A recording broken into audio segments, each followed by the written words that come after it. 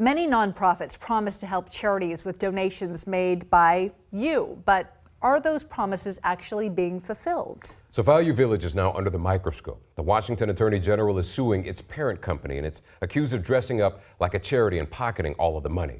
Investigate West reporter Francesca Lyman wrote the story that helped spur this lawsuit against Value Village. He joins us now.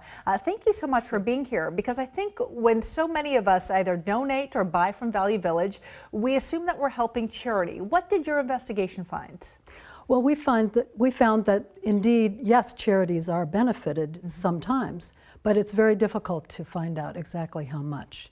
And so I, in undertaking this story, had to look and see what was the percentage, if you could find that out, how much were charities being paid, and Investigate West got a hold of contracts. So we were able to publish those documents. So you can look to the Investigate West website to see what we found back in 2015 and 2016. What kind of percentages were you seeing?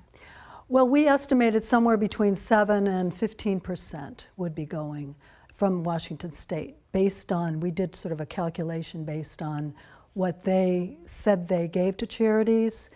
And I had to go to other states like California, which have stricter disclosures.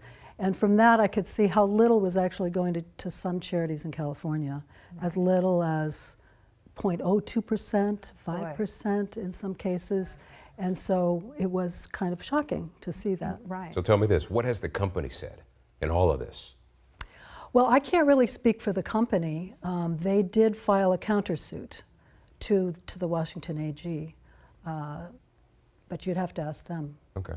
You know, we should actually pull that up right now. We do have a statement from the company. They've said, for the last several years, we have addressed questions from the Attorney General's office and continue to believe their actions are misguided. We are fully compliant with all relevant Washington state laws and are confident this matter will be resolved in our favor. That brings us to this lawsuit that was filed by the Attorney General. What is your take on the lawsuit? This is sort of the culmination of your work in investigating. Well, I can't really take credit for this. That was their investigation. Right. I looked at the public records. I filed Freedom of Information Act requests. I looked at the Washington State public records. I looked at the Federal Trade Commission records on consumer complaints about do not calls, you know, that were, as charities, they were saying these are really not charities.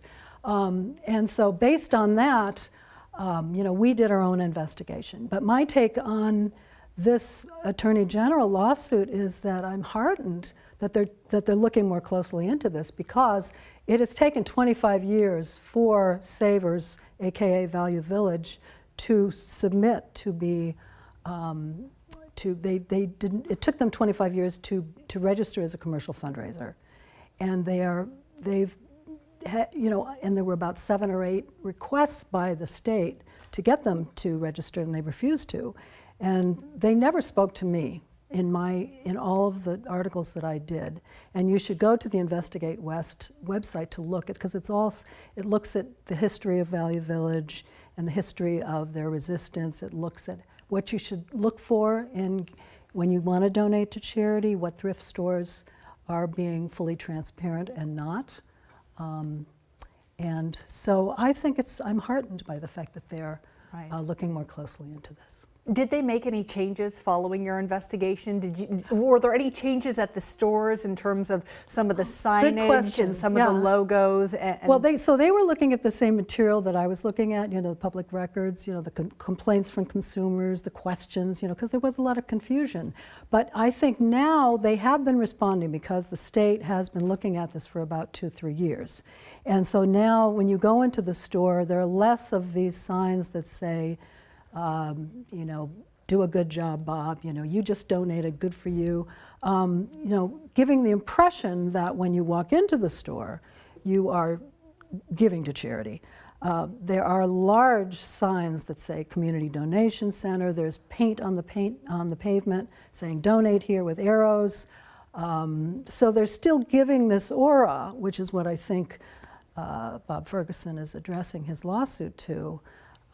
But they are being a little bit more upfront about their for-profit status, I think, which is good.